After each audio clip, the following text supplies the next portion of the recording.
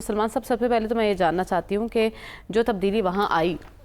اس کے محرکات کیا تھے اور اچانک اقتدار سے چلے جانا، فرار ہو جانا، 15 سالہ طویل اقتدار چھوڑ کر یہ ممکن کیسے ہوا؟ دیکھیں، یہ بات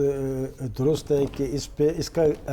گہرے طور پہ جائزہ لینا چاہیے کہ کیا وجہ تھی کہ 15 سالہ اقتدار تھا اور بظاہر ایک سٹوڈنٹس کی موومنٹ تھی، اور موومنٹ کیا تھی؟ کوٹا سسٹم کا خاتمہ۔ اور دلچسپ امر یہ ہے کہ خود حسینہ واجد صاحبہ نے اس کوٹا سسٹم کا ایک دفعہ خاتمہ کر دیا تھا پریشر کے نتیجے میں، پھر وہاں کی عدلیہ نے بحال کر دیا تھا۔ اب یہ کہ جی یہ سارا معاملہ کیوں ہوا، آپ اگر اس ساری موومنٹ کو اٹھا کے دیکھیں تو سب سے پہلی بات ہے کہ یہ جو حکومتیں ہوتی ہیں یہ ڈیلیور کرنے کے لیے ہوتی ہیں۔ جس بنیاد پہ حکومتیں قائم ہوتی ہیں وہ کسی پروگرام ہوتا ہے، ان کا ایک منشور ہوتا ہے،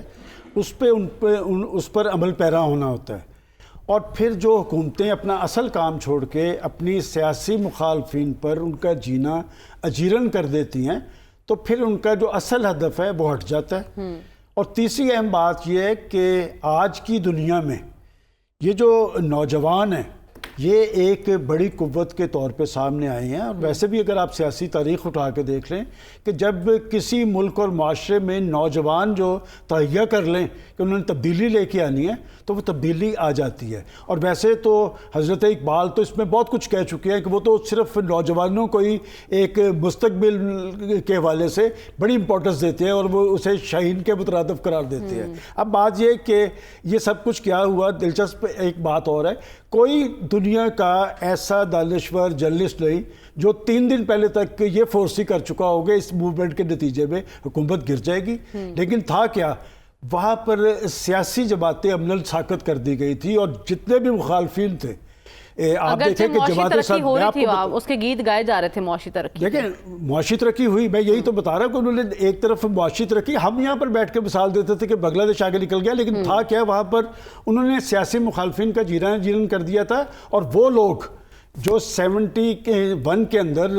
پاکستان اور پاکستانی فوج کے ساتھ کھڑے تھے ان سب کو چن کے جماعت اسلامی کے وہ قائدین 70، 80 اور 90 سال کی عمر کے کچھ لوگ جیلوں کے اندر وفات پا گئے، کچھ کو پھانسیاں دے دی گئی، اور پھر جتنے مخالف تھے، یہ جو آج ڈاکٹر یونس ہیں جو وہاں عبوری حکومت کے سربراہ، ان پر 100 مقدمات تھے، یہ بھی ملک چھوڑ کر چلے گئے تھے کہ انہوں نے سیاسی مخالفین کا جینا جیرن کر دیا۔ اور یہ جب لاوا پکڑا ہوتا ہے نا، یہ بظاہر نظر نہیں آتا، یہ پھٹتا ہے۔ یہی وجہ ہے کہ آج پاکستان میں حکومت کے مخالفین بنگلہ دیش کی مثال دیتے ہیں، لیکن وہ بنگلہ دیش اور پاکستان کے حالات اور واقعات کا تقابلی جائزہ نہیں پیش کرتے کہ کیا صورتحال کیا ہے۔ کہ یہ بھی کل کی بات ہے، ہمارے بھی 8 فروری کو الیکشن ہوئے، ان کے الیکشن بھی ہوئے، وہاں پر کسی سیاسی مخالفین کو انہوں نے الیکشن نہیں لڑنے دیا، اور جو بھی صورتحال طاری ہوئی۔ اب بات یہ ہے کہ آپ ذرا تاریخ دیکھیں، ایک بات میں ہمیشہ کہتا ہوں کہ پاکستان کے حوالے سے جو بھی غداری کا مرتکب ہوا اس کا انجام کیا ہوا۔ آج پھر 2 بڑے نوجوان ہیں جو سب سے زیادہ ڈسکس ہو رہے ہیں، ایک ناہید الاسلام اور ایک ہمارا ارشد ندیم۔ آپ دیکھیں یہ کیا مشابہت ہے، آزادی کا مہینہ، اور لوگوں نے دونوں طرف نظریہ پاکستان تو پھر وہاں زندہ ہو گیا، پاکستان کا پرچم بھی وہاں لہرایا گیا۔ اور ویسے بھی اگر دیکھا جائے، یہ میرا خیال اگلا ٹاپک آپ کا یوم آزادی اس میں بات کر لیں گے، یہ جو بنگلہ دیش کے اندر آنے والی سیاسی تبدیلی ہے یہ پاکستان کی حکومت کو بھی ضرور دیکھنا چاہیے، اس لیے کہ پاکستان کے اندر آج ایک منتخب حکومت ہے، مشکل صورتحال ہے، مشکل صورتحال کے اندر آپ کیا عوام کو ڈیلیور کر پا رہے ہیں، اور کیا آپ کے اندر یہ تحریک موجود ہے۔ بات یہ کہ یہ جو جمہوریت ہے یہ ڈیلیور کرنے کے عمل کا نام ہے۔ کے لیے اس میں کیا سبق ہے یہ جاننے کی کوشش کریں گے۔ سلمان صاحب، بے حسی اور درندگی کا عالم یہ ہے کہ اسرائیل نے اسکول پر بمباری کی ہے جس کے نتیجے میں 100 زندگیوں کے چراغ گل ہو گئے اور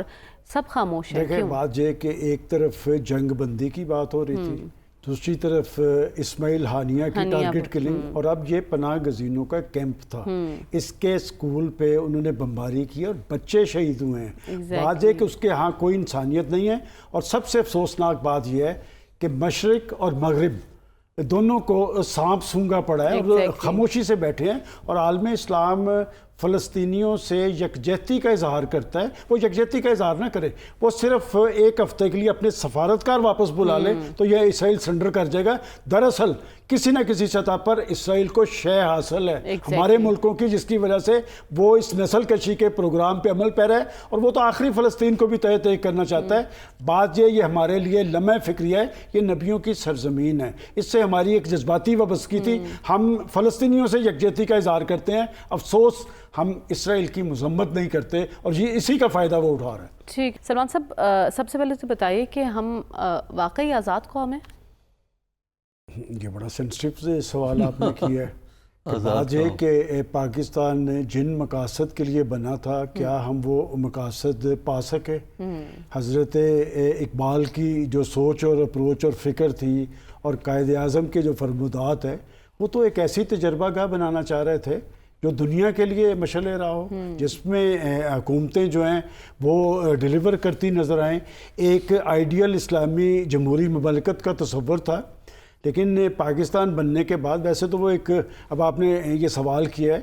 تو وہ فکرہ ایک کہ جی قائد اعظم نے کہا تھا کہ کچھ کھوٹے سکے میری جیب میں ہیں، لیکن سٹرگل کی تھی۔ اسلامیہ نے ہند قوم بنے تھے تو ایک مملکت وجود میں آئی تھی۔ اور آپ نے اچھا سوال کیا کہ جی یوم آزادی، اس دفعہ کا یوم آزادی تھوڑا سا مختلف ہے۔ دیکھیں ہر سال زندہ قومیں اپنا یوم آزادی مناتی ہیں، اس دفعہ یہ جو ایک بڑی خوشی ہمیں ملی ہے، وہ بڑی خوشی اس لیے بن گئی کہ ایک مایوسی کی کیفیت تھی، ایک تناؤ تھا، ٹکراؤ تھا، الزام تراشی تھی، ایک محاذرائی تھی، اس میں ایک بڑی خوشی، ایک نوجوان نے پاکستان کا جھنڈا دنیا بھر میں بلند کیا، اور اسی رات میں دیکھ رہا تھا کہ کس طرح قوم ہجوم قوم میں تبدیل ہو گئی۔ مطلب یہ کہ یہ بات بڑی پر امید ہے کہ پاکستانی قوم میں جان ہے، اور ان کے اندر امید اور آس، اور میں آج بھی سمجھتا ہوں کہ ارشد ندیم کی جب آپ بات کرتے ہیں تو آپ کے پاس کروڑوں ارشد ندیم موجود ہیں، ان کے اندر یہ یہاں پر جان بوجھ کے اپنے سیاسی ایجنڈاز کے تحت ان کے اندر ایک نفرت پیدا کی گئی، رد عمل پیدا کی۔ اور ابھی ہم جب بات کر رہے تھے کہ مجھے یاد پڑتا ہے ایک پارٹی کے لیڈر نے کہا تھا کہ نوجوانوں کو سیاسی کردار دیں گے،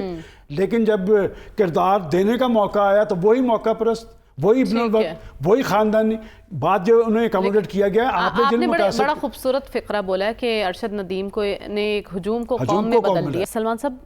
بے حسی اور درندگی کا عالم یہ ہے کہ اسرائیل نے اسکول پر بمباری کی ہے، جس کے نتیجے میں 100 زندگیوں کے چراغ گل ہو گئے ہیں، اور سب خاموش ہیں۔ دیکھیں بات یہ کہ ایک طرف جنگ بندی کی بات ہو رہی تھی، دوسری طرف اسماعیل ہانیہ کی ٹارگٹ کلنگ، اور اب یہ پناہ گزینوں کا کیمپ تھا، اس کے اسکول پہ انہوں نے بمباری کی اور بچے شہید ہوئے ہیں۔ بات یہ کہ اس کے ہاں کوئی انسانیت نہیں ہے، اور سب سے افسوسناک بات یہ ہے کہ مشرق اور مغرب دونوں کو سانپ سونگا پڑا ہے، اور خاموشی سے بیٹھے ہیں، اور عالم اسلام فلسطینیوں سے یکجہتی کا اظہار کرتا ہے، وہ یکجہتی کا اظہار نہ کرے، وہ صرف ایک ہفتے کے لیے اپنے سفارتکار واپس بلا لے تو یہ اسرائیل سرنڈر کر جائے گا۔ دراصل کسی نہ کسی سطح پر اسرائیل کو شے حاصل ہے ہمارے ملکوں کی، جس کی وجہ سے وہ اس نسل کشی کے پروگرام پہ عمل پیرا ہے، اور وہ تو آخری فلسطین کو بھی تہہ تہہ کرنا چاہتا ہے۔ بات یہ ہمارے لیے لمحہ فکری ہے، یہ نبیوں کی سرزمین ہے، اس سے ہماری ایک جذباتی وابستگی تھی۔ ہم فلسطینیوں سے یکجہتی کا اظہار کرتے ہیں، افسوس ہم اسرائیل کی مذمت نہیں کرتے، اور یہ اسی کا فائدہ وہ اٹھا رہا ہے۔ ٹھیک